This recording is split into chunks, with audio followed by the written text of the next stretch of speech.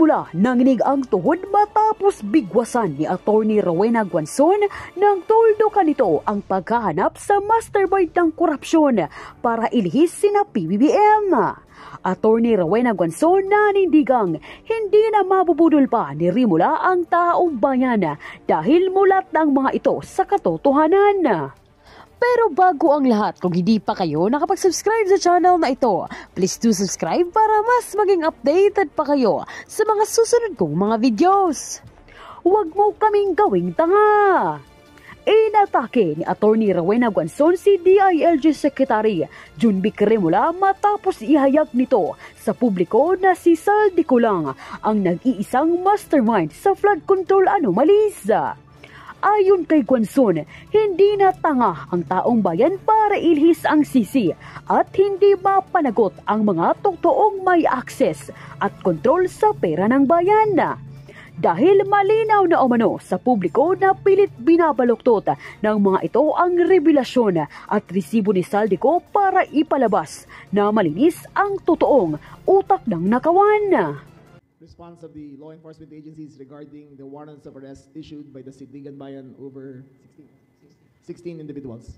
These individuals are Elizalde Zaldico, incumbent member of the House of Representatives, resigned, but former chair of the House of Committee on Appropriations.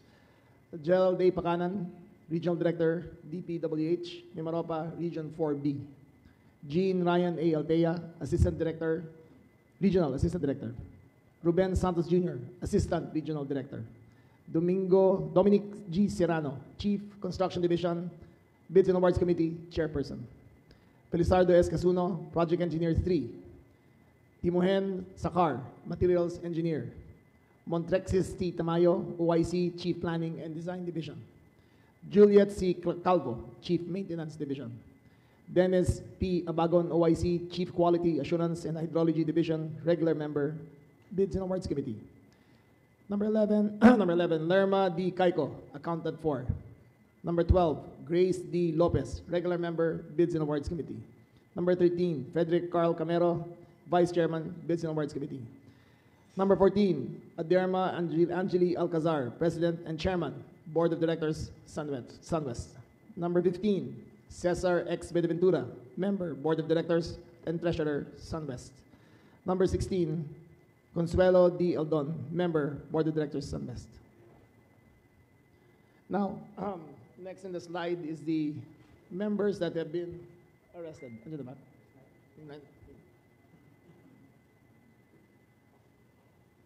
Here we have the names arrested. Arrested so far.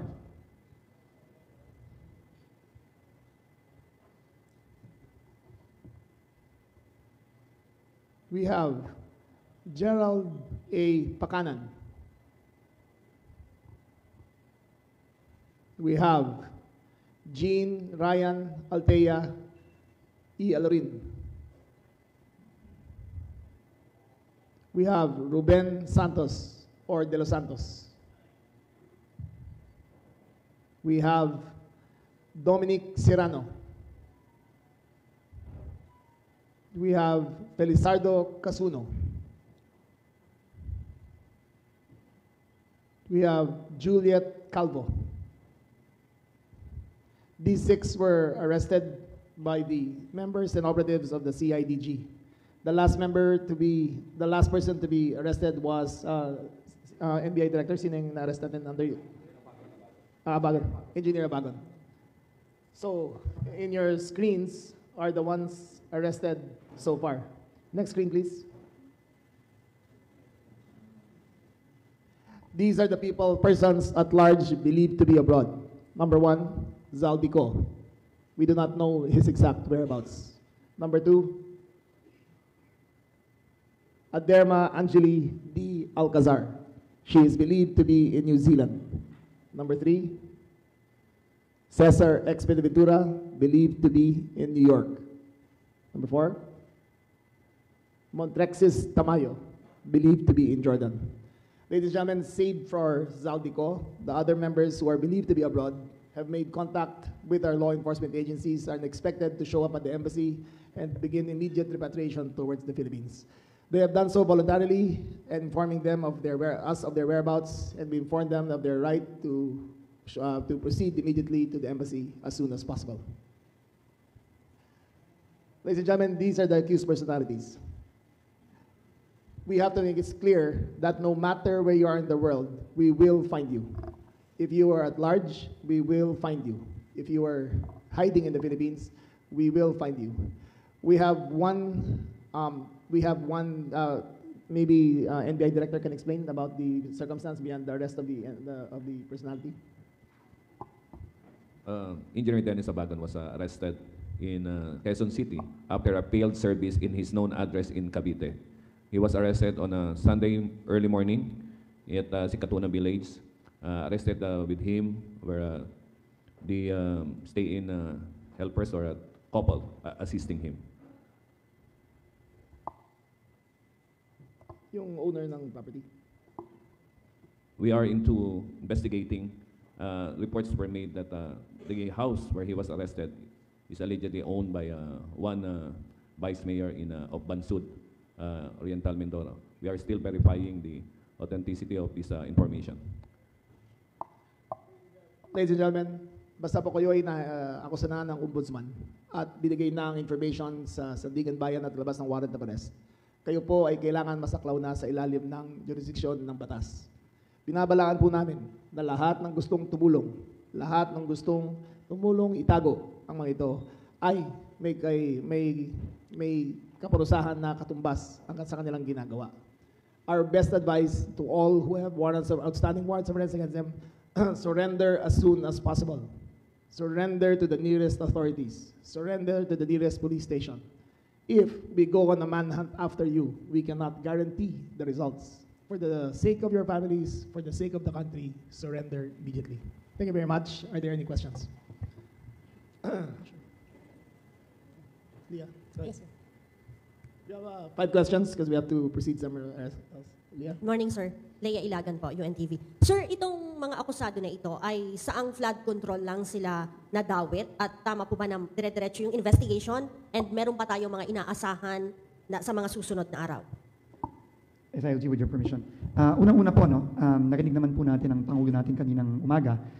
In-announce niya ang pagka-aresto nitong mga unang mga sangkot dito sa unang kasong final ng gobyerno laban sa mga maanumalyang flood control project. At sinabi din ng Pangulo natin, umpisa pa lang po ito. Nandito na po tayo sa punto na mananagot na po lahat ng mga dapat managot, pero umpisa pa lang po ito. Ito po ang unang-unang kaso tungkol sa flood control sa Oriental Mindoro. No? Pero marami pa pong parating na kaso, marami pa pong makakasuhan, marami pa po ang maaresto. Yan po ang pangako ng Pangulo natin. Kaya maghintay na lang po tayo, naghintay na rin naman tayo ng ilang buwan. So tingin ko konti na lang madadagdagan pa ng madadagdagan itong mga makakasuhan at maaarestong ito. Kay SLG. Sir, may madadawit po bang mga local government executives Oriental Mindoro tungkol dito sa flood control? That is the discretion ng ombudsman yan. So, itayin natin ng ombudsman maglabas ng report nila. Pero may iniimbestigahan. Again, ombudsman yan. Sila ang magsasabi. 2 more questions, please. Yes, sir. Sir, good morning. Any information po regarding the whereabouts of Saldico? You said last Friday he was in Japan. Is it also true na nasa isang country siya na walang extradition treaty with the Philippines kaya hindi siya maaresto basta-basta? Kasi meron tayong kay Negros Oriental representative na huli siya agad. But why with Saldico? Why is it taking so long? We believe he's traveling with another passport. We do not know if he's using another name. So, bine-verify pa namin eh. The blue notice is out. Now that we have now that he is good, the arrest warrant, the red notice can be out and then we will further determine kung nasaan talaga siya. So hindi po siya gumagamit ng Philippine passport. So kahit i-cancel, Secretary? Ang hula lang namin, reportedly he has another passport that he's using. Thank you, sir. 1 more question, please. Yes, sir. Morning, sir. Alfred Allison, Alfred. Journal Group. Sir, yung napanood kahapon na yung isang suspect, nagbabarge yung mga agents, destroying the door using a battering ram. Will it be the norm na gagamitin ng PNP and the DILG and NBI para ma-aresto lahat ng mga suspects? Your question again, will we use the same procedure? Yes, will it be the norm? Yung ginawa ng NBI is standard operating procedure talaga yan. If they refuse to open the door, then the arrest warrant gives them the power to forcibly to break open the doors. Nasa kapangyarihan ng NBI yan at ng ating law enforcement agencies. Okay, meron ba? Sir, Last one before we leave. I think 2 more questions, Sec. Okay, go ahead. Sir, last on my part, yung sa anim po na, yung sa CIDG, were they arrested or some of them surrendered? The first one, in the name of Gerald Pakanan, surrendered, and after that surrender, one after the other, we arrested, or the PNP arrested to the CIDG, 6 personalities. 1 more, please. Banggit ng NBI na alleged vice mayor yung may-ari ng bahay na inaresto si Director Pakanan. No. Hindi siya alleged. We have determined that he is the owner of the property. Ang didetermine namin kung ano ang nature ng kanyang stay sa lugar na yan. So until we determine kung he was renting or he was being hidden, wala pa kaming definite statement kung ano ang status ng kanyang investigation. Meron pong kaso, Sec? Again, we cannot say until we determine the exact state of the arrangement kung bakit siya doon. Ano pong ginagawa ng office nyo para po mariyak na walang political intervention? Ay, wala talaga. Nahuli na. So what you see is what you get. There is no political intervention here. Okay, thank you very much. Okay, thank you very much.